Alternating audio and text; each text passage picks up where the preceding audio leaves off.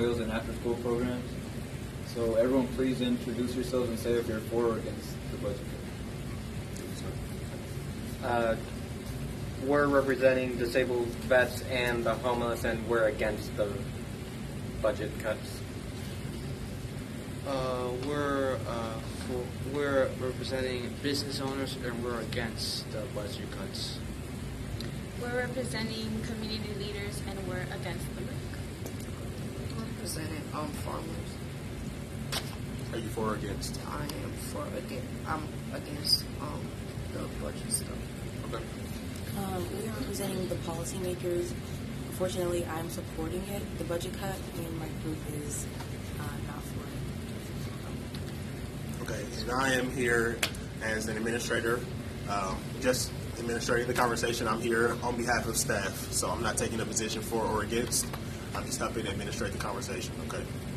So why don't we, let's start the other way. So why don't you start with some of your points on why you're for the skinny budget cuts. Okay, so the reason why I'm for the skinny budget cut. Can you speak up a little louder so everybody can hear you? Okay, so the skinny budget called for big military spending for the expenses of the federal bureaucracy. So basically, which they use that money for occupying territory, and also takes care of the military personnel, so the people in the military. I also support that cycle correspondence of the government already spending $350 billion per year providing cash, food, and housing benefits to low-income personnel, to low-income persons, so the poor, the working class people, so the middle class or lower than that. Okay. I'm against because people are poor and they don't have enough money to provide. So some people die because of lack of food, and there's no need for having the military if some people don't have food. And if we have the military and people don't have food, so there's no need to protect anyone because people are already dying for food. And the military people are the only people that got the money there. So people are just dying around the world because of lack of money and food. Okay. Community leaders? I'm against the cuts because it would only spread poverty, and poverty can lead to children dying. Okay. Business owners? We're against the budget cuts because it would make poor families more poor, and companies won't get many customers. Okay. We're against the budget cuts, but because of Veterans Choice Program, with $200 million, it allows veterans to pay for private hospitals, but with the cuts funding on Meals on Wheels, it takes away from the chance for veterans to get food, because most veterans, they usually live by themselves. They don't really have family. Okay.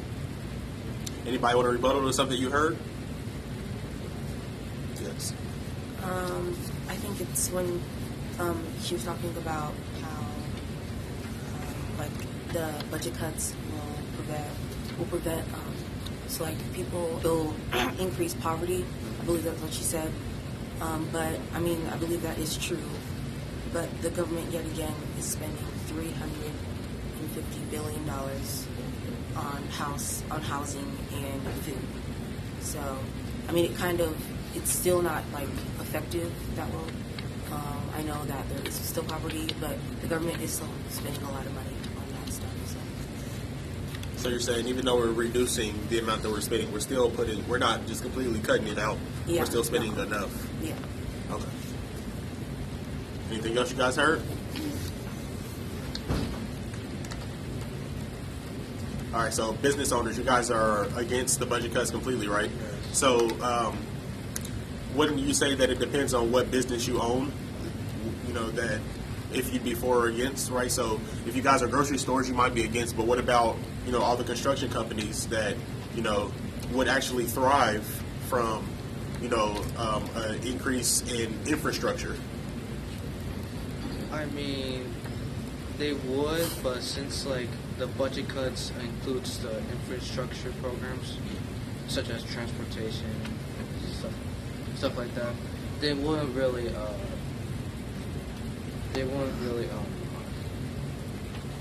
improve. I mean, somebody has to be improving, right? So all this money has been taken away from certain institutions to go to others, right? So somebody has to be improving. There has to be business owners whose businesses are going to grow, who's going to employ more people. What about those people? What do you say to them? I mean, the only companies that would benefit from this would be like defense companies, such as arm dealers or something like that, or weapon manufacturers. But there's a lot to be made there, right? Yeah. So Since the budget cuts actually benefits the defense more. okay, but don't we need defense? Yes, but I think it's it's too much for spending on defense. We should spend more on our infrastructure or economy.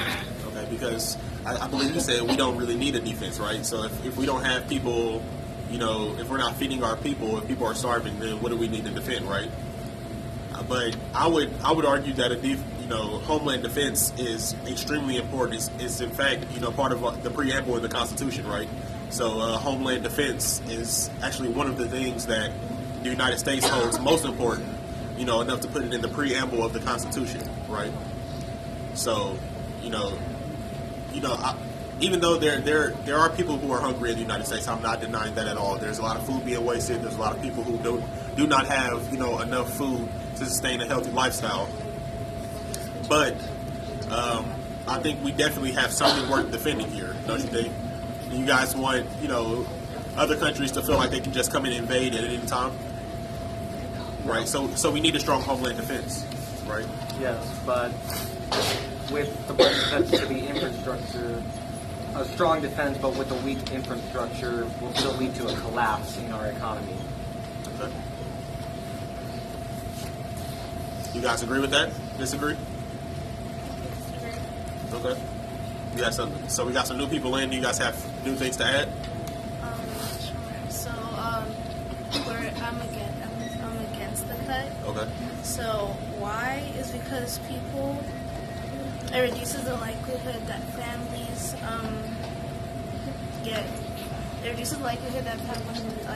get trouble affording food, and that means less children would go hungry to sleep and go to school with a full stomach, and if you're not, you would be able to concentrate on your work and you would be very distracted.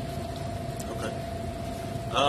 I agree with that. So it definitely definitely provides a good safety net. But my argument would be, what is, this money has been taken from, our taxes. So why do I have to put in for a safety net that I'll never use? I don't have any kids. Why do I have to pay into this program? You're deciding, as a policymaker, you're deciding for me that I should have to put into this program that I'll probably never use, or I might not ever use. I might never need food stamps or WIC or Meals on Wheels. Why do I have to put into it? Okay, well, if you cut the budget, it's going to affect a lot of other people, not this. It could affect the education system and labor, and whoever works for the community and the government who gets paid for that. They're going to be paid less, public school teachers, and that would affect them, and they could go on strike, which could disrupt the education system. And that Health and Human Services also when the budget gets cut, they lose money too. And the only departments that are gaining from this is defense, homeland security, and the military. So a bunch of other departments are losing a bunch of other money. It's going to affect all of us. Something I want to add on it would benefit most of the country. And so if you just take that away, then the community, it will fall apart. The economy will fall apart. There will be no country to protect.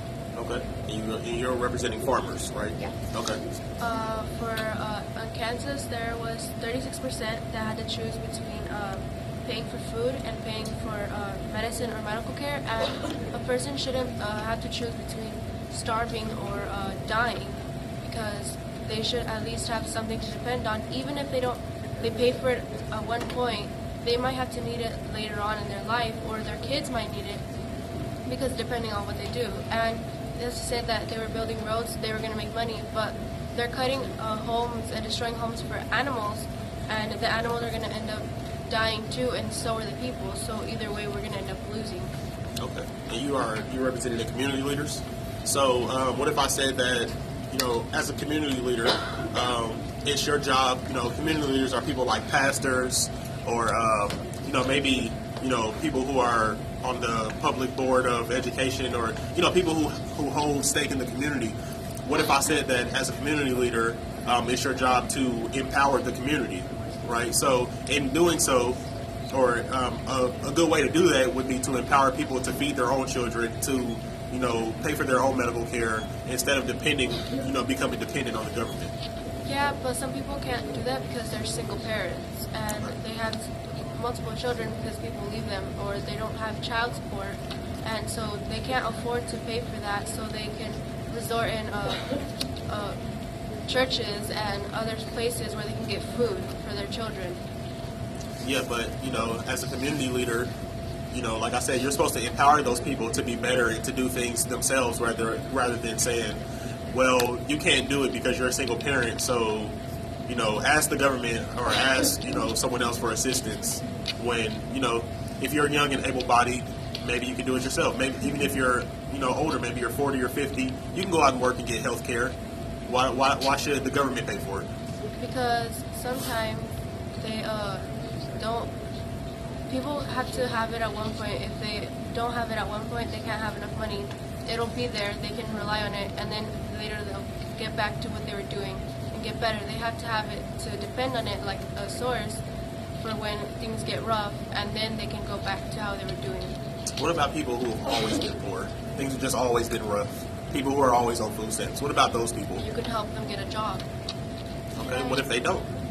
Well, if they don't, then that's on them. But you still have to help someone because it's a person, it's a human being, and you don't want to see someone die just because you couldn't help them and you give them enough food. You want to say something? I was going to add on to what she said. When you said that you go and get jobs and stuff, well, some of them don't have college degrees, or some of them are high school dropouts, and that makes it way harder for them to get accepted into jobs, and there's a lot of controversy about it. Some, because of their race and their religious values and stuff like that, some companies would not hire them, and because of their background, so that makes it way harder for them. Plus, if they're sick and single parent, does not get child support and has multiple children, makes it way harder for all of them, take them to school, and plus all the you need to take them to the hospital and you need to get vaccines. Plus, if you're sick and you don't have money, you need to get that from the government. If they cut that would just be horrible, and maybe her kids would die and she could get really sick in that too. Okay. And even from these disadvantages that they have from poverty and racial discrimination. I'm sorry, I can't hear you. Can you speak up a little bit? So even with their disadvantages they have, like she said, like racial discrimination, college degrees, even if they do get a job, it'd be a low-paying one because those are the only ones they have to offer. And so they wouldn't have enough to pay food, water, all the utilities for supporting their children. Well, if college degrees get you more money, why don't everyone just get college degrees? Okay, so They can't afford it. yeah. College is expensive. Yeah. Go Well, ahead. while we were researching, I found out that they are cutting student loans more than they're cutting farm bill programs. And if they cut the student loans, then they will be cutting the nurses and police officers and teachers programs, which how you guys said that if they were going to college getting these degrees, these programs are actually to help the low income, so they're basically cutting the low income students for preventing them to go to college. Yeah, so I believe what you're talking about is loan forgiveness, right? So they're cutting out loan forgiveness programs for certain degrees or for certain professions like school teachers, police officers. I forgot what else you said. So what that normally means is you go to college, right? You rack up a certain amount of debt, but there's a program that says if you work in this area for this many years and you get paid this much money, we'll forgive your loan, right? So if you work in public schools, which are government funded, if you work here for 5 years, we'll forgive your loan. But they're cutting those out, so you have to get a job as a teacher and pay your loans back. Or a police officer, if you got a degree in criminal justice or something like that, you may come out of college, with $25,000 in debt or something. You got to pay that back. So, there's no forgiveness programs for government jobs anymore.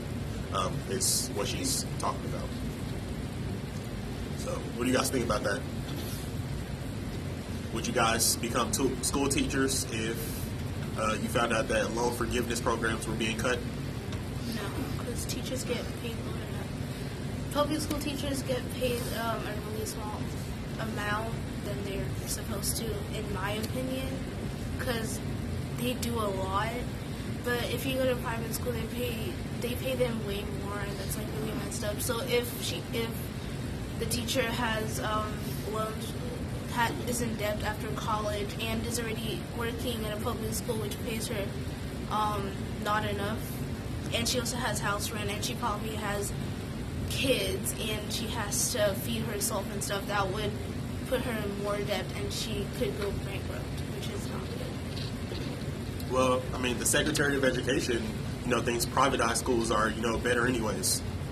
Why don't everybody just go to private schools? They can't afford to go to private schools because private schools usually cost money and they're expensive to go, and you have to have a certain type of uniform every day. So there's no point of going there when you can't even afford to pay for the debt you're in. So why take your child to a private school where you're not going to be able to pay it?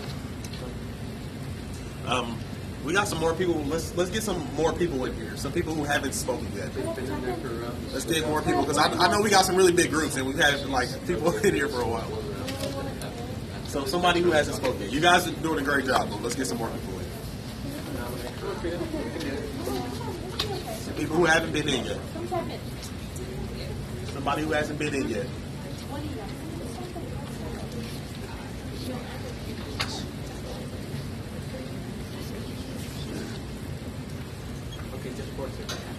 Come on, let's get somebody from this group in. Somebody new who hasn't spoken yet.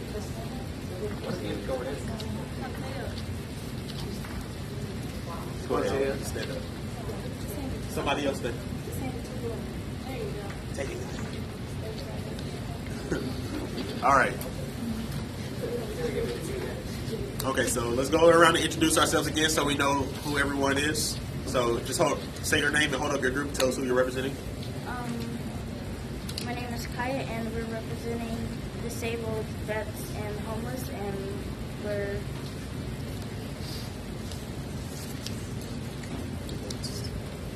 you guys are against, right?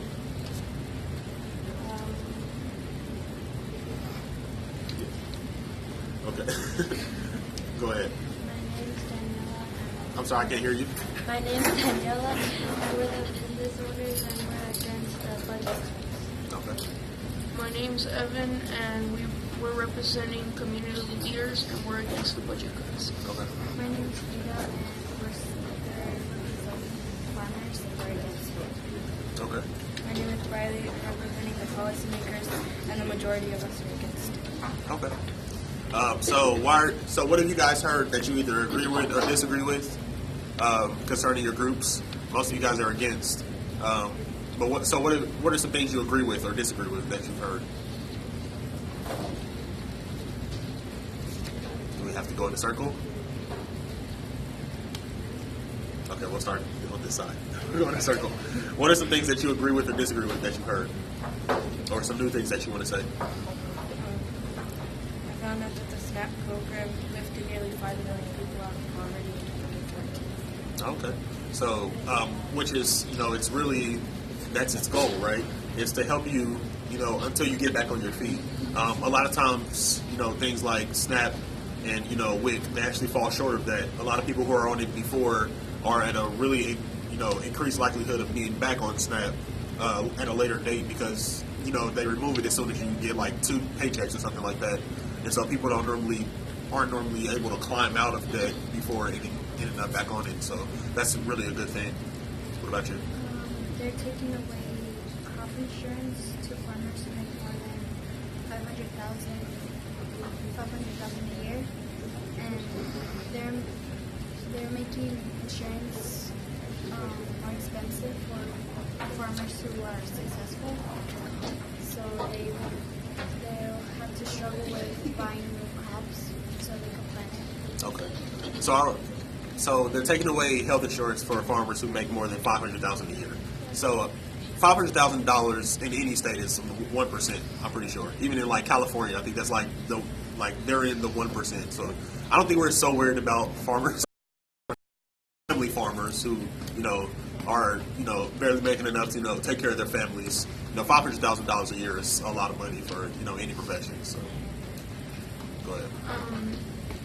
Well, I'm against it because here in Kansas, there's already over 400,000 people that struggle a lot with food insecurity, and with the budget cuts, that's gonna increase way more for people that are almost food insecure.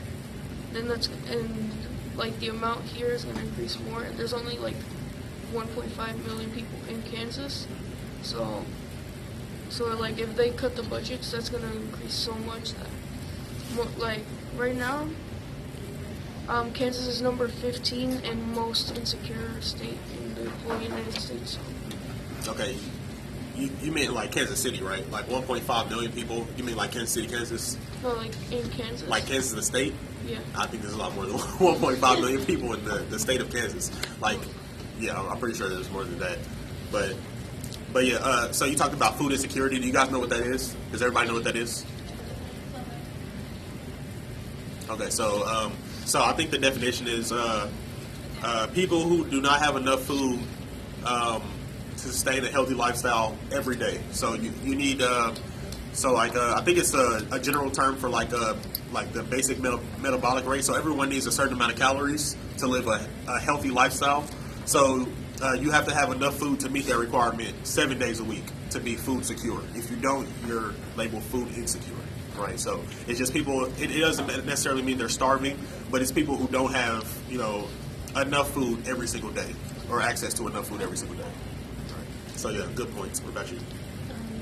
Well, you were talking about how homeland defense is important and how we have the military and stuff. I mean, yeah, it's important, but it's not really a first priority. If people are dying and starving and are already in poverty, then why do we need so much money going to things when people are already in poverty? Okay, so the question was, if you guys didn't hear, the question was, why do we need so much money going to our defense when defense isn't a first priority to people who are starving? That is true. It's not a first, priority to people who are starving, but what about everyone else, right? So defense is, I'm not trying to downplay defense. I agree with you. Maybe there's too much money being spent on defense, but it's definitely something that's important. Just because you may not think it's important because there are people who are hungry, so it may not seem important in the moment, but it'll seem really important if Russia or North Korea or something invades. Then you'll realize just how important defense is. You need a really strong army and a navy and an air force so that places don't think that you're weak or easy to invade, right? So there are a lot of people who who will want your land if you don't have really strong defense. That's how America was built anyways, right? So when we first got here, the natives didn't have a really strong defense, and now that's how America became anyways. So yeah. Me and my group talked about how the situation will help vets, but it'll make more people homeless. What do you mean? it'll help the vets so they can take care of more people, but it'll make more people homeless. Kind of. So I don't know if you guys know anything about veteran healthcare, but there's a real crisis going on right now with veteran healthcare. Though, you can go to a hospital and get put on like a 7-month waiting list to get seen for care in veteran hospitals because the military is so large. There's so many veterans and not nearly enough, physicians and nurses and medical professionals to help them. So an increase, in the budget so that veterans can go to private hospitals is actually huge. But I think what you're talking about is the decrease in housing and food, that might actually increase homelessness. So there's definitely some pluses and minuses. And as someone who is representing both disabled vets and homeless, I can see how they're on the fence about this. All right. Anything else you guys want to add? It's a really good job. Anybody else who hasn't spoke want to step in? I know we got some more people who haven't spoke yet. We can switch one more time. We can switch one more time. We're almost out of time, but we can switch one more time.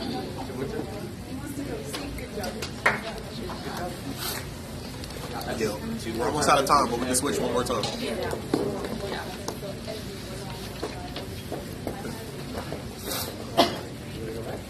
All right. So just real quick, let's go around and introduce ourselves. We'll start on this side again. Go around, tell us who you are and who you're representing. My name is Jeremy. I'm representing disabled vets and homeless. Okay. Okay. I'm Kathleen, and we're representing business owners, and we're also homeless. Okay. My name is Ashley, and we're representing community leaders and we're against. My name is Dariana, and we're farmers and we're against. My name is Kendrick. We're representing policymakers and we're against. Wow, we got a lot of against this time. All right. So tell me some reasons why you're against, or some new things you learned, or some things that you heard that you agree or disagree with today. We'll start this way. 1 in 3 children in Wyandotte County live in poverty, and children who live in poverty can't learn better, and they have school problems. Okay, so I think Wyandotte County is the poorest county in Kansas, right? Yeah. So 1 in 3 children here in Wyandotte County live in poverty. So that's a pretty big number, 33%. So. More than 100,000 children and harvesters receive free and reduced price school meals during the week and are at risk of hunger during weekends because the agriculture of education are providing this and are about to be cut off of the program, which could cause hunger for children and families. Yeah, I think one of those programs is called like backpack lunches or something like that, where schools give kids, some students who might be at risk for hunger on the weekends. They'll give them they'll give them food because they don't have money to buy food at home, and so they can take food home and eat over the weekends. And things like that will be cut if this skinny budget goes through. Yes. 1 out of 5 children live in a home without dependable access to food to be healthy. I'm sorry, I didn't hear you. Can you say that again? 1 out of 5 children live in a home without a dependable access to food to be healthy. Okay. Yeah, so they're food insecure is what you're talking about. Yeah. Go ahead. Many families live in poverty. They don't have money for food. Parents pay for bills, and so they don't have enough. Okay. So you're talking about like food insecurity. Go ahead. The budget will cut programs for nurses, police officers, and teachers.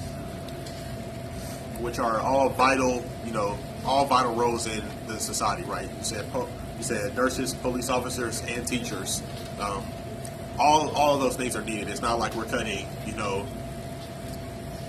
like fast food or something. Which the jobs are needed, but not necessarily the fast food, right? So, if we start cutting, public school teachers and police officers, we might see, I feel like that's a direct correlation with like higher crime. If we cut school teachers, so we don't have quality school teachers, or we don't have enough school teachers, overpacked classrooms, and then you start cutting police officers, so police presence in neighborhoods and things like that. we're going to see a lot more crime and a lot more, people going to prison. So, yeah. All right, so everyone give yourselves a hand. I think we're about out of time. Yeah, you guys all did a great job. All right, I saw a lot of good points. I'm really impressed with the research. I feel like it gets better and better all the time. You guys did really well. Like, it's probably one of the better middle school groups that we've seen. You guys did really good to stay on topic. That's really hard sometimes. To stay within your roles, especially. Some people were like making their own roles in some classes, but you guys did really well. If you can give those cards back to Ramona, where'd she go? She's over there. If you can give her cards back to Moni, I have to set this back up.